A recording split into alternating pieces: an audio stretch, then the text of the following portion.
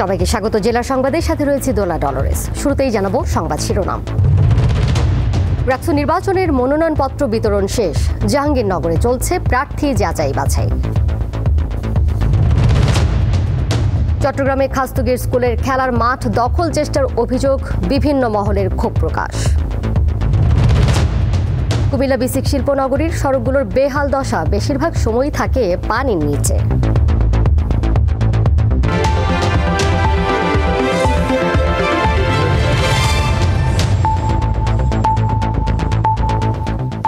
জাহাঙ্গীরনগর বিশ্ববিদ্যালয় কেন্দ্রীয় ছাত্র সংসদ জাকসু নির্বাচনের খসড়া প্রার্থী তালিকা প্রকাশের পর মনোনয়নপত্রের বৈধতা ও বাতিলের বিরুদ্ধে আপিল গ্রহণ সম্পন্ন হয়েছে। সকাল ৯টা থেকে বিশ্ববিদ্যালয়ের সিনেট ভবনে নির্বাচন কমিশন কার্যালয়ে খসড়া তালিকায় বাদ পড়া প্রার্থীরা এসব আপিল আবেদন করেন, যা চলে দুপুর ২টা পর্যন্ত।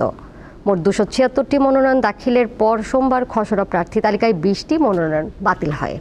ভিপি পদে ২০ জন, জিএস পদে ১৭ জন, এজিএস নারী পদে ৯ জন, এজিএস পুরুষ পদে ২১ জন সহ মোট ২৫৬ জন প্রার্থীর মনোনয়নপত্র বৈধ ঘোষণা করা হয়।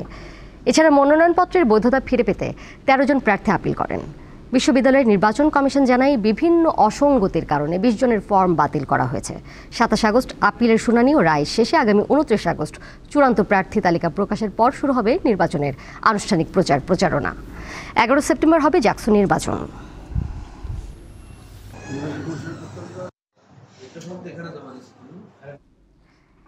এদিকে রাকসু নির্বাচনে আজ ছিল মনোনয়নপত্র বিতরণের শেষ দিন। আরও খবর নিয়ে রাজশাহী বিশ্ববিদ্যালয় ক্যাম্পাস থেকে যুক্ত হয়েছেন সহকর্মী ইউসুফ আদনান। আজ তো শেষ দিন ছিল, মনোনয়নপত্র নেওয়ার কতজন নিলেন শেষ দিনে এবং এর মধ্যে কতজন জমা দিয়েছেন এখন পর্যন্ত? সার্বিকভাবে নির্বাচনের আমেজ কেমন দেখছেন ক্যাম্পাসে?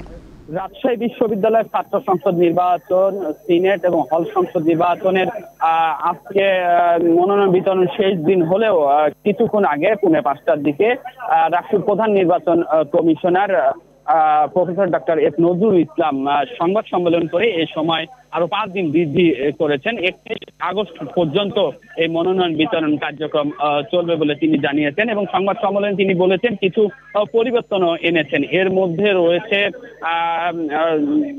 হল সংসদ নির্বাচনের যে হলে ভোট কেন্দ্র করার কথা ছিল তা পরিবর্তন করে একাডেমিক ভবনে করা হয়েছে এবং করার কথা রয়েছে। এছাড়াও মনোনয়ন যে ছবিসহ ভোটার তালিকা তৈরি করার কথা বলা হয়ে করবেন বলে তিনি জানিয়েছেন। এছাড়াও যে ১৫ সেপ্টেম্বর নির্বাচন হওয়ার কথা ছিল তা পরিবর্তন করা হবে বলে তিনি জানিয়েছেন। তবে এখনো তিনি সুনির্দিষ্ট ভাবে তিনি নির্বাচনের দিন ঘোষণা করেননি, তিনি পরবর্তীতে জানাবেন। তবে আজ ২৬ আগস্ট মনোনয়ন বিতরণের শেষ দিন ছিল এবং আজ শেষ দিন পর্যন্ত মনোনয়ন বিতরণ করা হয়েছে। কেন্দ্রীয় ছাত্র সংসদে ১১০টি এবং সিনেট প্রতিনিধিতে ১৫টি ফর্ম বিতরণ করা হয়েছে। এছাড়াও হলের সংসদ নির্বাচনের ফর্ম দুপুর ১২টা পর্যন্ত, যেটি আমার হাতে তথ্য ছিল, ১১৭টি মনোনয়ন বিতরণ করা হয়েছে। এছাড়াও একটি বিষয় যদি জানিয়ে রাখি যে এই নির্বাচন হওয়ার কথা ছিল ১৫ সেপ্টেম্বর, তবে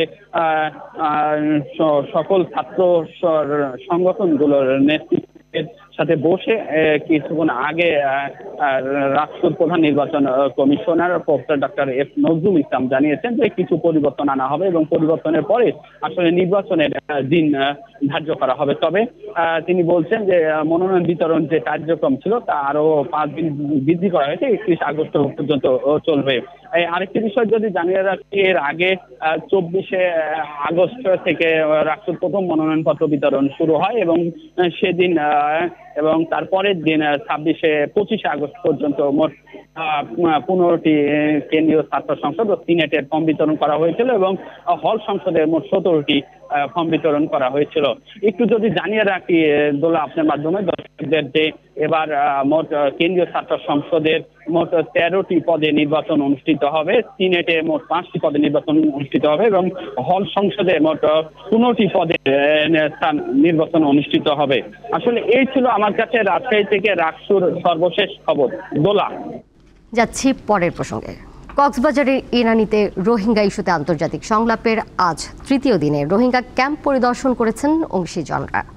সকাল 10টা থেকে দুপুর 1টা পর্যন্ত ক্যাম্প পরিদর্শন করে প্রতিনিধি দল। এই সময় রোহিঙ্গাদের ক্যাম্প এবং চিকিৎসা ব্যবস্থা সহ অন্যান্য কার্যক্রমও পরিদর্শন করেন তারা।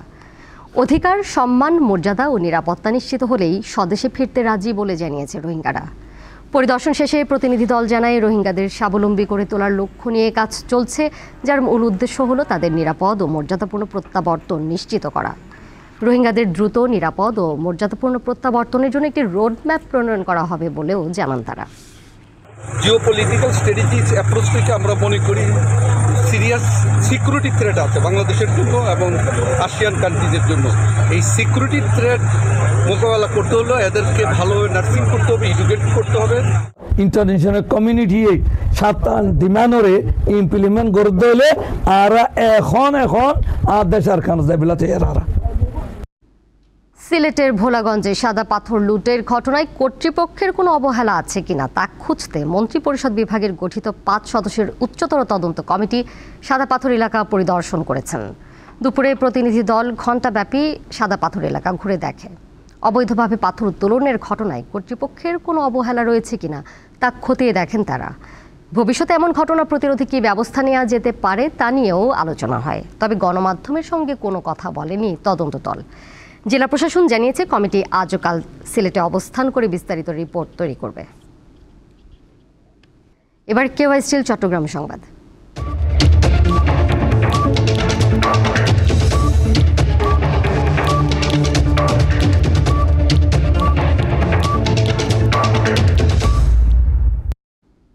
চট্টগ্রামের ঐতিহ্যবাহী ডাক্তার খাস্তগীর সরকারি বালিকা উচ্চ বিদ্যালয়ের খেলার মাঠ দখল চেষ্টার অভিযোগ উঠেছে। এক ব্যক্তি এটি নিজের নামে খারিজের আবেদন করেছেন কয়েকবার। এই ঘটনায় ক্ষোভ প্রকাশ করেছে বিভিন্ন মহল। 147 বছরের পুরনো চট্টগ্রামের ডাক্তার খাস্তগী সরকারি বালিকা উচ্চ বিদ্যালয়ের এই খেলার মাঠ এখন টক অব দ্য টাউন। শত কোটি টাকা মূল্যের জায়গাটি বিক্রির খবরে তোড়পাড় বিভিন্ন মহল। 15 কাঠার এই মাঠ 2006 সালে 3 কোটি 96 লাখ টাকায় বোয়ালখালীর বাসিন্দা প্রকৌশলী আরিফুল ইসলামের কাছে বিক্রির অভিযোগ উঠেছে। কিন্তু স্কুল কর্তৃপক্ষের দাবি মাঠটি তাদের নিজস্ব জায়গা, যা বিক্রির কোনো সুযোগ নেই। জায়গাটি রক্ষার দাবি জানান শিক্ষার্থী, অভিভাবক ও শিক্ষকরা। আমি চাই আমাদের স্কুল মাঠটা আমাদেরই থাকুক, থাকে আমাদের এটা প্রাণপ্রিয় স্কুলের মাঠ। এই স্কুলের জায়গায় স্কুলেই আমরা ভোগ দখলে আছি, আমরা থাকবো। বাইরের কোনো ভূমিদস্যু বা বাইরের কোনো দুষ্কৃতিকারী যাতে স্কুলের এগুলোর উপরে কোনো প্রকারের হস্তক্ষেপ করতে না পারে, আমরা সেটাই কামনা করছি, আমরা সেটাই চাই। মাঠ নিয়ে স্কুল কর্তৃপক্ষের সাথে আরিফুল ইসলামের মামলা চলছে। সম্প্রতি নিজের নামে তিনি নামজারির জন্য আবেদন করলে তা গৃহীত হয়নি। এর আগেও 4 বার তার আবেদন প্রত্যাখ্যান করে ভূমি অফিস। অবশ্যই জিরো টলারেন্স, মানে যখনই আমাদের কাছে কোনো অভিযোগ আসে অথবা আমরা নিজেরাই যদি কখনো রিভিল করতে পারি যে তাকে দিয়ে বা কাউকে দিয়ে কোনো একটা ক্ষতি আমাদের স্বার্থের বাইরে গিয়ে কোনো একটা ঘটনা ঘটছে, ডেফিনেটলি তার বিরুদ্ধে আইনানুগ ব্যবস্থা গ্রহণ করা। 24 আগস্ট মাঠটি পরিদর্শন করেন দুদকের কর্মকর্তারা। তারা সবকিছু খতিয়ে দেখছেন। অলরেডি একটা যে সিএস খতিয়ান থেকে বিএস খতিয়ানে চলে যাওয়া, সেটার প্রেক্ষিতে আমরা দেখতে পাচ্ছি যে একটা কিছুটা অসঙ্গতি লক্ষ্য করা যাচ্ছে, প্রাথমিকভাবে প্রতীয়মান হয় আমাদের কাছে। সরকারি প্রতিষ্ঠানের জায়গা ক্রয় বিক্রয় কতটা আইনসম্মত জানালেন এই আইনজীবী। তো রাষ্ট্রের দায়িত্ব হচ্ছে এই প্রতিষ্ঠানের মাঠকে রক্ষা করা। কিভাবে নামজারি হলো মামলা চলাকালীন অবস্থায়, কিভাবে রেজিস্ট্রি হলো এবং রেজিস্ট্রি যারা কিনেছে নামমাত্র মূল্য দিয়ে এই 100 কোটি টাকার সম্পদ 4 কোটি টাকা দিয়ে মাত্র কিভাবে এটা বেচা বিক্রি হলো, কিভাবে ট্যাক্স ফাঁকি দেওয়া হলো, আসল মূল্য গোপন করা হলো, এই বিষয়গুলো খতিয়ে দেখা দরকার। নামজারির জন্য আবার তারা যে চেষ্টা করছে, এই অপপ্রয়াসকারীদের বিরুদ্ধে কঠোর আইনানুগ ব্যবস্থা গ্রহণ করা দরকার। প্রকৌশলী আরিফুল ইসলাম কিভাবে এবং কার কাছ থেকে মাঠটি কিনেছেন এ ব্যাপারে দীপ্ত টিভি কয়েকবার ফোন করলেও তিনি ফোন ধরেননি। 1877 সালে প্রতিষ্ঠিত হয় বন্দরনগরের ঐতিহ্যবাহী ডাক্তার খাস্তগীর বালিকা বিদ্যালয়। রুনা আনসারি, দীপ্ত সংবাদ, চট্টগ্রাম। ঢাকার ধামরাইয়ে জয়পুরায় পূর্ব ঘোষণা ছাড়া মমো ফ্যাশন লিমিটেড নামে একটি পোশাক কারখানা বন্ধের প্রতিবাদে ঢাকা আরিচা মহাসড়ক অবরোধ করে বিক্ষোভ করেছে শ্রমিকরা।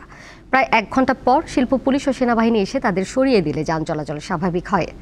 শ্রমিকরা জানান, সকালে কারখানায় গিয়ে গেটে তালা ও কারখানা বন্ধ ঘোষণার নোটিশ দেখতে পান তারা। এর প্রতিবাদে ঢাকা আরিচা মহাসড়ক অবরোধ করে বিক্ষোভ শুরু করেন শ্রমিকরা। এক পর্যায়ে তারা চলতি মাসের পূর্ণ বেতন ও বিভিন্ন পাওনাদি পরিশোধ সহ 6 দফা দাবি তোলেন। খবর পেয়ে ঘটনাস্থলে উপস্থিত হয়ে শিল্প পুলিশ ও সেনাবাহিনী শ্রমিকদের সঙ্গে কথা বলে তাদের মহাসড়ক থেকে সরিয়ে দেয়। তবে এরপর শ্রমিকরা কারখানার সামনে অবস্থানে বিক্ষোভ প্রদর্শন করেন।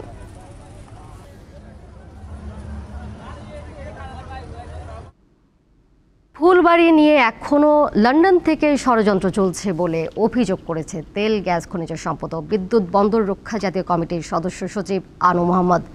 দুপুরে দিনাজপুরে ফুলবাড়ির ট্র্যাজেডি দিবস উপলক্ষে এক সমাবেশে তিনি বলেন, আন্দোলনের 17 বছর পরও ফুলবাড়ি নিয়ে বহুজাতিক কোম্পানি এশিয়া এনার্জি লন্ডন থেকে ষড়যন্ত্র চালিয়ে যাচ্ছে। ফুলবাড়ির কয়লা খনি দেখিয়ে শেয়ার বাজারে ব্যবসা চলছে বলেও মন্তব্য করেন তিনি। ফুলবাড়ি বাসীসহ বিভিন্ন সংগঠনের ব্যানারে 26 আগস্ট নিহতদের স্মরণে পৌর শহরে শোক র্যালি বের করা হয়। র্যালি নিয়ে শহর প্রদক্ষিণ শেষে শহীদ বেদিতে শ্রদ্ধাঞ্জলি অর্পণ করা হয়। উন্মুক্ত খনি নিষিদ্ধ করা, এটা ফুলবাড়ি চুক্তির পূর্ণ বাস্তবায়নের মধ্যেই পড়ে। তার মানে ফুলবাড়ি চুক্তির পূর্ণ বাস্তবায়ন মানে জরিমানা আদায় করে এশিয়া এনার্জিকে বহিষ্কার করা। অপরিকল্পিত ড্রেনেজ ব্যবস্থার কারণে কুমিল্লা বেসিক শিল্পনগরীর সড়কগুলোর বেহাল দশা। বছরের অধিকাংশ সময় সড়কগুলো থাকে পানির নিচে। এতে বিসিকের পণ্য পরিবহনে বিলম্বের পাশাপাশি বাড়ছে খরচ। দ্রুত সমস্যা সমাধানের দাবি উদ্যোক্তাদের। কুমিল্লা বিসিক শিল্পনগরী এলাকার সড়কের চিত্র এটি। সামান্য বৃষ্টি হলেই সড়ক তলিয়ে যায়। ভোগান্তিতে পড়েন শিল্পনগরীর কর্মকর্তা, কর্মচারী সহ আশপাশের বাসিন্দারা। শুধু জলাবদ্ধতা নয়, সংস্কার না হওয়ায় দীর্ঘদিন ধরে বিসিক এলাকার সড়কগুলোতে তৈরি হয়েছে বড় বড় খানাখন্দের। এতে প্রায়ই ঘটছে দুর্ঘটনা। তো দুঃখের বিষয় হচ্ছে যে বিসিকের মধ্যে এখন সারা বছরই জলাবদ্ধতা লেগে থাকে। এ কারণে এখানে কর্মীরা আসতে পারে না এবং অনেকের পায়ে ফাঙ্গাস পড়ে যায় বা বিভিন্ন রোগাক্রান্ত হচ্ছে, চর্মরোগে আক্রান্ত হচ্ছে। এখানে সামান্য বৃষ্টি হলে হাঁটু সমান পানি হয়ে যায়। এখানে গাড়ি ঘোড়া কোনো কিছু ঢোকা যায় না, রিক্সা নিয়ে এই জায়গায় আসা যায় না। তারপর বাইরে থেকে কোনো কাস্টমার আসতে পারে না। বছরকে বছর এনে পানি যাইতেছে না, সবসময় আটকাই দেয়। বৃষ্টি হইলেও আটকাই দেয়, না হইলেও আটকাই দেয়। ড্রেনের কারণে এই সমস্যাগুলো হয় আর কি রাস্তাতে। গরমের ভর্তে দেখেছি এই বিসিকে পানি এই পানিগুলো শেষ না। বিসিকের তরুণ উদ্যোক্তারা সড়ক যোগাযোগের বেহাল দশার জন্য বিসিক কর্তৃপক্ষ ও অপরিকল্পিত ড্রেনেজ ব্যবস্থাকেই দায়ী করছেন। এই কুমিল্লা বিসিক থেকে প্রায় অর্ধ কোটি টাকার উপর ওরা সার্ভিস চার্জ নেয়, কিন্তু বিনিময়ে তারা এক পয়সার কোনো সার্ভিস দেয় না, কোনো ধরনের সহযোগিতা করে না। 2024 সালের ডিসেম্বর থেকে আমাদের নিজস্ব বিসিক শিল্প মালিকদের অর্থায়নে এই ড্রেন পরিষ্কারের কার্যক্রম শুরু করি। জলাবদ্ধতা নিরসনে এরই মধ্যে কাজ শুরু হয়েছে বলে জানালেন বিসিকের এই কর্মকর্তা। ইতোমধ্যেই একটা টেন্ডার হয়েছে সিটি কর্পোরেশনের প্রজেক্টের আওতায়। সেটি আমরা আশা করছি এই অর্থ বছরে হয়ে যাবে এবং আমরা আমাদের ড্রেনেজ সিস্টেমকে অ্যাক্টিভ করেছি, আমাদের সবগুলো ড্রেন পরিষ্কার করেছি, আমাদের স্ট্রিট লাইট স্থাপন করার কাজ চলমান আছে। প্রায় 55 একর জায়গা জুড়ে গড়ে ওঠা কুমিল্লা বিসিক শিল্পনগরীতে বর্তমানে 130টি কারখানা চালু রয়েছে। তবে অবকাঠামোগত এই দুরবস্থা শিল্পোন্নয়নের পথে বাধা হবে বলে মনে করেন ব্যবসায়ীরা। দীপ্ত, বার্তা কক্ষ। শেষ করব জেলার সংবাদ, যাবার আগে শিরোনামগুলো জানিয়ে দিব আরও একবার। ডাকসু নির্বাচনে মনোনয়নপত্র বিতরণের সময় বাড়ল, জাহাঙ্গীরনগরে চলছে প্রার্থী যাচাই বাছাই। চট্টগ্রামে খাস্তগির স্কুলের খেলার মাঠ দখল চেষ্টার অভিযোগ, বিভিন্ন মহলের ক্ষোভ প্রকাশ। কুমিল্লা বিসিক শিল্পনগরীর সড়কগুলোর বেহাল দশা, বেশিরভাগ সময়ই থাকে পানির নিচে।